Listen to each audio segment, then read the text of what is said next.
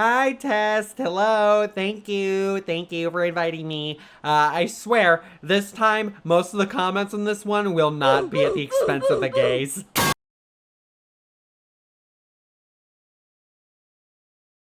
Sure. I guess I could start by explaining how this process really takes place over 2 steps. A rough sketch, which I'm going to talk about in a second, and an orchestration. And usually that means for me, that would by default mean that I would have to separate everything across 2 whole projects. So let's start with the sketch. Basically, it's just these old abandonware synthesizers I got off of Internet Archive, the Yamaha SYXG50, all tied into my digital audio workstation, which personally I like to use FL Studio. Yes, I do like to orchestrate on veteran difficulty. Hey, but don't let the fact that these sounds are 3 decades old distract you. These are still really damn good, especially when you're trying to turn a bunch of grunts and hoo-ha-has. The swamp is a dark and mysterious place. I can gobble you up without leaving a trace. Into a sketch.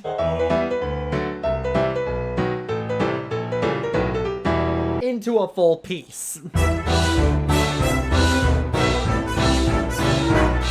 Alright, enough. You'll spoil them. Now, this is also where I tried to add some structure to Test's original demo, and also tried to add some 1930s flair to the whole thing. First of all, if you know a thing or two about music theory, and I'm guessing if you're watching a video like this, you don't, you could pull off a couple of tricks with the harmony and some motifs to get kind of the same effect as you would from a piece from back when everything was supposed to be made from tree corpses. For example, this little opening line at the beginning of the song.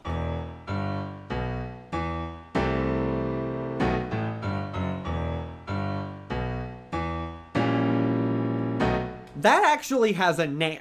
It's called the Mistidioso Pizzicato motif, and you might recognize it from cartoons like the Skeleton Dance, Making a Move, and a whole bunch of other cartoons that Wikipedia never even bothered to mention. Now, the harmony itself, I still wanted to keep, like, spooky, but still had a little bit of swing in it, because one of Test's demos was actually, funny enough, called Swinging at the Seams. So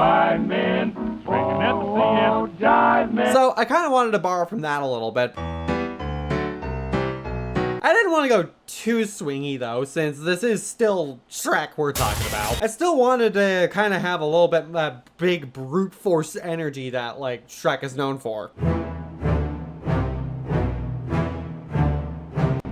Speaking of which, let's talk about character voices a little bit. Since Swinging at the Seance was originally a barbershop quartet and a piano, I initially wanted to go in the direction of having a barbershop of quartet of, like, different swamp creatures singing about how Shrek is like this big, scary, big eat your liver. But after Tess clarified that the time and budget needed to make all that would have been far too big a scope for this kind of video, but did leave the door open for a donkey cameo, that's when the pieces all started falling into place. For Shrek's voice, I already decided that I wanted some kind of big booming bass baritone voice like Gus Wiki or Billy Bletcher. I'm afraid of nobody under the sun. Hey, you!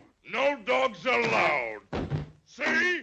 And for Donkey's voice, I wanted to have a voice kind of like Fats Weller or Cab Calloway. To talk with all by myself. Hey boy, hand me over another shot of that. And to me, having both of those voices be the ones that we work with gives a pretty nice contrast to the characters, much like the actual movie. Because remember, we are talking about a Scottish man and a black guy hang out together in a bar. Stop me if you've heard this joke already. And when writing Donkey's part, I wanted to keep that dynamic in mind, so I wrote a whole jazz trio bit here.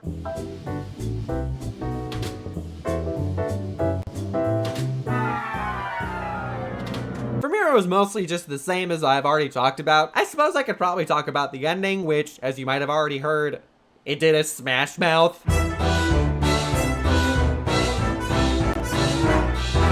It's actually really funny because I think the first ideas I had for this project definitely involved incorporating Smash Mouth somewhere. And with that, everything was finished. I sent off the track to Tess for him to animate with, and then I could sit back and watch real entertainment. But then, like, apparently that was like to loosen up the infection on their skin or something. So she ripped off like these pieces of their skin that were hanging off, and then Pikachu was like Pika, all sad at the end. So like yeah, that was my What? the earliest dream that I